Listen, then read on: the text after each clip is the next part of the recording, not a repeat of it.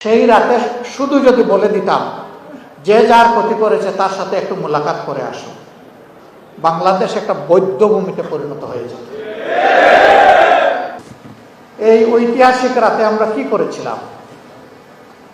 সকল বেতা যা বুকে ছিল তা ঝেড়ে ফেলে দিয়েছিলাম, তা পায়ের নিচে ফেলে দিয়েছিলাম। মহান আল্লাহর উপর ভরসা করে দায়িত্ব নিয়ে আমরা আমাদের সহকর্মীদেরকে আহ্বান জানিয়েছিলাম যে আমরা ব্যক্তিগতভাবে কারো উপর থেকে কোনো প্রতিশোধ নেব না। প্রতিশোধ প্রতিহিংসার জন্ম দেয়, প্রতিহিংসা সমাজকে ধ্বংস করে। আমরা পারতাম সেই রাতে শুধু যদি বলে দিতাম যে যার ক্ষতি করেছে তার সাথে একটু মোলাকাত করে আসো, বাংলাদেশ একটা বৌদ্ধ ভূমিতে পরিণত হয়ে যেত। দেশ থেকে যারা চলে গেছেন তাদের একজন গুরুত্বপূর্ণ ব্যক্তি বারবার বলতেন, কোনো কারণে যদি আওয়ামী লীগের ক্ষমতার পতন হয়, পতনের 2 দিনের ভিতরে তাদের দলের 5 লক্ষ লোক নিহত হবেন, খুন হবেন। তাদের জন্য এটাই ধারণা করা সঠিক 2টি কারণে।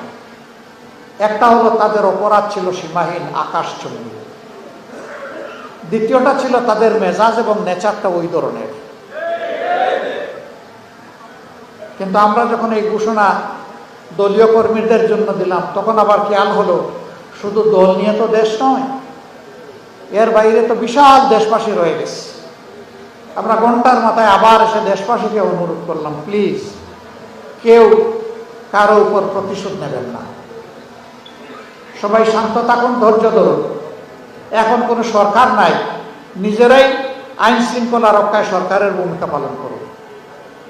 আলহামদুলিল্লাহ, আওয়ামী লীগ দায়িত্ব জ্ঞানহীন হলেও এই জাতি দায়িত্বশীলতার পরিচয় দিয়েছে। 5 লক্ষ লোক খুন হয় নাই, 5000ও খুন হয় নাই, 500 খুন হয় নাই, 50 জনও খুন হয় নাই, 2 দিনের ভিতরে 5 জনও খুন হয় নাই। হ্যাঁ, মাস 1.5 মাসের ভিতরে কিছু মানুষ খুন হয়েছেন যাদের সংখ্যা মাত্র 23 জন। সেটা সব রাজনৈতিক কারণেও নয়, অনেকগুলা চান্স নিয়ে অনেকে ব্যক্তিগত গ্রাস মেটাই ফেলছে। আমরা কি এটা বলেই শুধু বসেছিলাম? না, আমরা সিদ্ধান্ত নিয়েছিলাম যা বলেছি তা বাস্তবায়নে আমাদেরকে সক্রিয় ভূমিকা রাখতে হবে। এই জন্য সারা দেশে আমরা আমাদের কর্মীদেরকে বলেছিলাম, মসজিদ, মন্দির, চার্চ, মঠ সবগুলা পাহারা বসাতে, 24 ঘন্টা খালি রাখা যাবে না। পর্যায়ক্রমে দিন রাত এই পাহারা দিতে হবে। রোদ হোক বৃষ্টি হোক, নিজের ডিউটির জায়গা ত্যাগ করা যাবে না। আলহামদুলিল্লাহ, সারা দেশে আমাদের কর্মীরা নেমেছিল। আমরা খুশি এবং কৃতজ্ঞ। ভালো কাজ সবগুলো আমরা একা করতে চাই না। আমাদের এই ডাকের পাশাপাশি অন্যান্য দলও তারাও দায়িত্ব নিয়ে এরপরে আমরা দেখেছি তারাও আহ্বান জানিয়েছেন এবং এই ভালো কাজে তারাও অংশীদার হয়েছে। এ দায়িত্ব যারাই পালন করেছেন তাদের সকলকে আমরা মোবারকবাদ জানাই।